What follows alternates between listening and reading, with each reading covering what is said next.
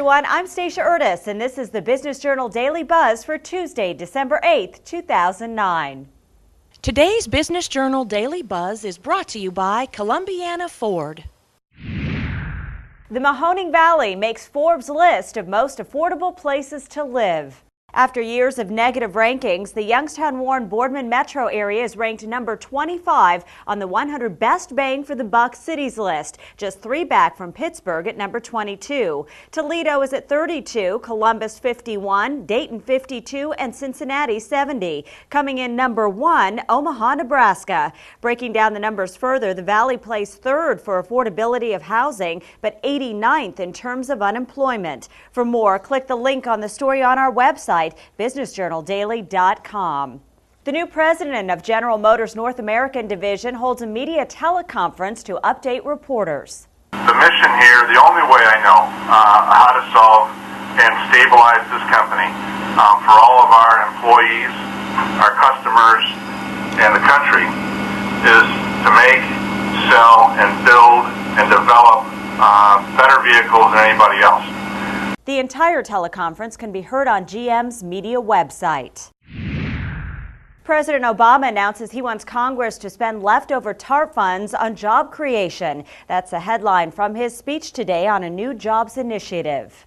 It is restaurant number 3 for the Sunrise Inn. We were there for the ribbon cutting as Don Fowler and Ken Hyderis officially marked the opening of the new Sunrise Inn restaurant in Austintown. It's located in the former Waffle House on Mahoning Avenue. The original restaurant is in downtown Warren with a carryout store in Howland. With the economy right now, it has made things more affordable to open a business. So hopefully the economy does pick up. But right now it's a good time to take advantage of some of the pricing that's out there.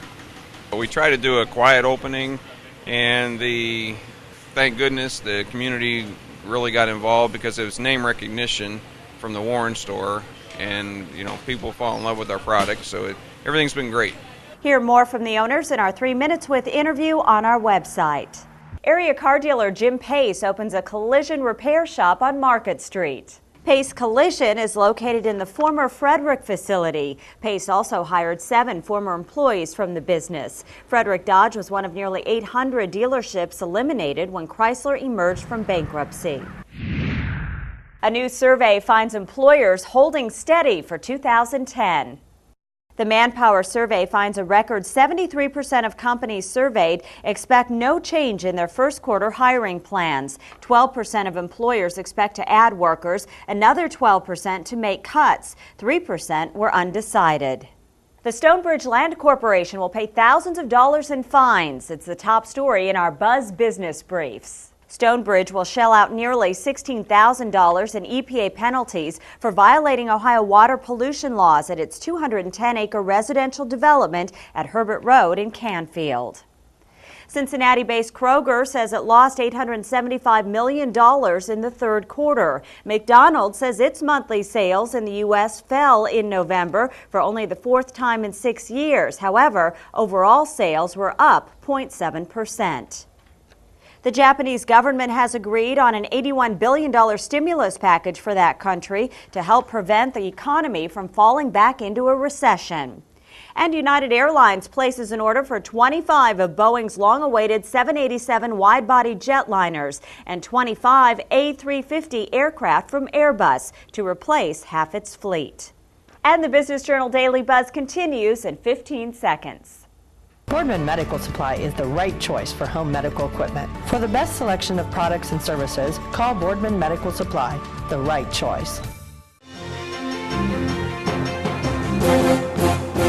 2 YSU professors will be holding book signings for their book, Steeltown, USA, Work and Memory in Youngstown. In celebration of the book's 7th printing, the authors, Sherry Lincoln and John Russo, will be at the Barnes & Noble bookstore in Boardman December 10th from 7 until 9 p.m. and at Borders in Niles on December 12th from 2 until 4 p.m. In the December issue of the Business Journal, don't blame the keyboard. Reporter Dennis LaRue takes a look at the demise of good penmanship. Would you put your pencil on the sky line and I'd like you to pull down to the baseline. We visit Dobbins Elementary School in Poland, where teacher Christina Roussos teaches handwriting to second graders. For manuscript letters, it should be straight in front of you. LaRue finds history repeating itself from the 1920s and the advent of the typewriter. Now it's computers and text messaging causing the problem. He also finds teachers don't have as much time to spend on handwriting, instead pressured to focus on passing standardized tests. Read more of LaRue's story in the December issue of the Business Journal, out now. And that's the Daily Buzz for this Tuesday. I'm Stacia Ertis. We'll see you back here tomorrow. Isn't it time to buy a Ford? Come to Columbiana Ford, where we make driving affordable. Companies that advertise in the Business Journal understand that our target market delivers 45,000 high-income readers who make spending decisions for their businesses and families. Call 330-744-5023.